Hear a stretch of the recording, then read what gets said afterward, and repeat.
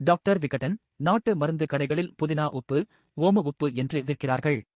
அந்த உப்பை தடவினால் உடல் வலிகள் சரியாகும் என்கிறார்கள். இது உண்மையா? இந்த மருந்துகளை பயன்படுத்தலாமா? பதில் சொல்கிறார் சென்னையைச் சேர்ந்த சித்த மருத்துவர் அபிராமி. நீங்கள் குறிப்பிட்டிருக்கும் புதினா உப்பை மென்தால் என்றும், ஓம உப்பை தைமால் என்றும் குறிப்பிடுவோம். அதாவது மென்தால் என்பது புதினா செடியிலிருந்து பெறக்கூடிய சேர்மம், தைமால் என்பது தைம் செடியிலிருந்து பெறக்கூடிய சேர்மம். மென்தால் எனப்படும் புதினா உப்பும், தைமால் எனப்படும் ஓம உப்பும் நாம் பயன்படுத்தும் இருமல் மருந்துகளில், சோப்புகளில், வலி நிவாரண தைலங்களில், அழகு சாதனங்களில், டூத்பேஸ்டில் எல்லாம் பயன்படுத்தப்படுவை. ஆனால் இவை இயற்கையான முறையில் பெறப்படுகின்றன, செயற்கையாக பெறப்பட்டுகின்றனவா என்பதை பார்த்து உபயோகிக்க வேண்டியது முக்கியம். உதாரணத்துக்கு கற்பூரம். அது இயற்கையாக பெறப்பட்டாலும் அத்துடன் கூட்டுப் பொருட்கள் சேர்த்து வணிக ரீதியாக விற்கிறார்கள். அப்படித்தான் இந்த மென்தால், தைமாலையும் செயற்கை பொருட்கள் சேர்த்து விற்கிறார்கள்.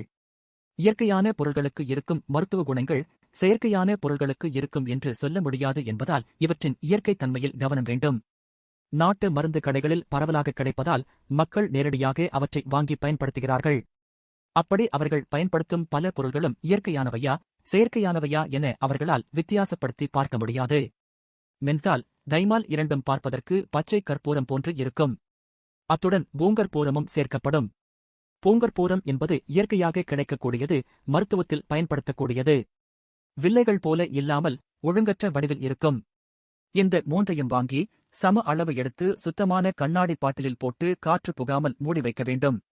ஒருநாள் இரவு இப்படி வைத்தால் கட்டியாக இருந்த மூன்றும் மறுநாள் காலையில் கரைந்து திரவ வடிவத்துக்கு மாறியிருக்கும். உங்களில் பலரும் கோடாலி தைலம் பயன்படுத்தியிருப்பீர்கள். கிட்டத்தட்ட அந்த பதத்தில்தான் இது மாறியிருக்கும். இதை சித்த மருத்துவத்தில் மின்சார தைலம் என்று சொல்வோம். மென்தால், தைமால், கற்பூரம் மூன்றும் கலந்த கலவை ரொம்பவே ஸ்ட்ராங்காக இருக்கும். அதை நேரடியாக எடுத்து தடவக்கூடாது. 100 மில்லி சுத்தமான தேங்காய் எண்ணெயில் இந்த மூன்றும் கலந்த கலவையை 10 முதல் 20 மில்லி அளவு கலந்து நீர்க்கச் செய்துதான் பயன்படுத்த வேண்டும். வலி, வீக்கம் போன்றவற்றுக்கு வெளிப்பூச்சாக பயன்படுத்தலாம். மார்புச்சளி, இருமல் போன்றவற்றுக்கும் இதை முதுகு மற்றும் நெஞ்சு பகுதியில் லேசாக தடவிக்கொள்ளலாம். தேங்காய் எண்ணெயில் சரியான அளவு கலந்ததை மட்டுமே இப்படி பயன்படுத்த வேண்டும். குழந்தைகளுக்கு பயன்படுத்தும் முன் மருத்துவ ஆலோசனை அவசியம். இந்த மருந்தை செய்வதில் உங்களுக்கு குழப்பமோ பயமோ இருந்தால் சித்த மருத்துவர்களை அணுகலாம். அவர்கள் சரியான முறையில் தயாரித்துக் கொடுப்பதை வாங்கி பயன்படுத்தலாம்.